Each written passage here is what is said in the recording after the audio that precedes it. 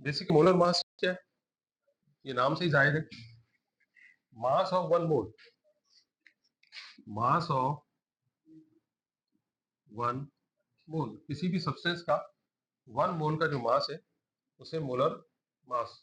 तो ये आप 9th क्लास में भी पढ़ चुके हैं, और यहाँ पर भी आप कि किसी भी सब्सटेंस का वन मोल का जो मॉलिक्यूलर मास है, ये फार्मूला मास है, वो रिप्रेजेंट करेगा मोलर मास को। जैसे वाटर है, वाटर पे ये जिसका फार्मूला H2O है, इसमें हाइड्रोजन के नीचे सबस्क्रिप्ट में ये सबस्क्रिप्ट कहलाता है 2।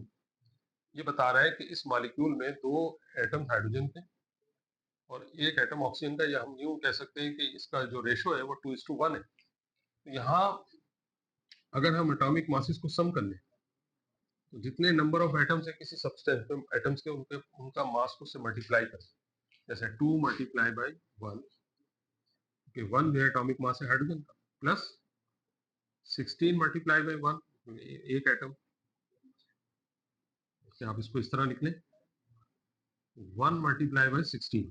वाई, यहाँ पर ये 2 जो है रेशो को शो करता है, और 1 जो है एटॉमिक मास को, हाइड्रोजन, ऑक्सीजन 1 जो है ऑक्सीजन एटम्स की तादाद को शो करता है, और इसका एटॉमिक मास 16 है। इसको प्लस करने आप 2 1 2 plus 16 1 16, which is equal to 18 ग्राम।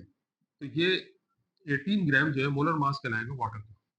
आप किसी भी सब्सटेंस का इस तरह से, मैं एक एग्जांपल और ले सकता हूँ, N2O4 नाइट्रोजन टेट्राऑक्साइड, इसमें नाइट्रोजन का एटॉमिक मास 14 है, ऑक्सीजन का एटॉमिक मास 16 है। तो 14 के नीचे ये जो नाइट्रोजन के नीचे ये 2 जो है रिप्रेजेंट कर रहा है कि इस मॉलिक्यूल में 2 नाइट्रोजन एटम्स हैं, और यहाँ ऑक्सीजन के नीचे 4 जो है ये रिप्रेजेंट कर रहा है कि ऑक्सीजन 4 एटम्स है।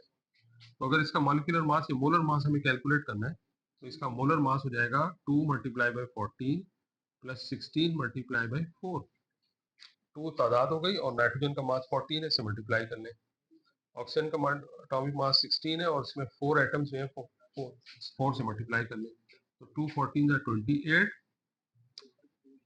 64, इन दोनों को प्लस कर लें 92 ग्राम्स। तो ये ग्राम फार्मूला मॉलिक्यूलर मास बन गया, इसी को हम मोलर मास कहेंगे। आप यूं समझ लें कि किसी सब्सटेंस का मॉलिक्यूलर मास ही उसका मोलर मास कहलाएगा।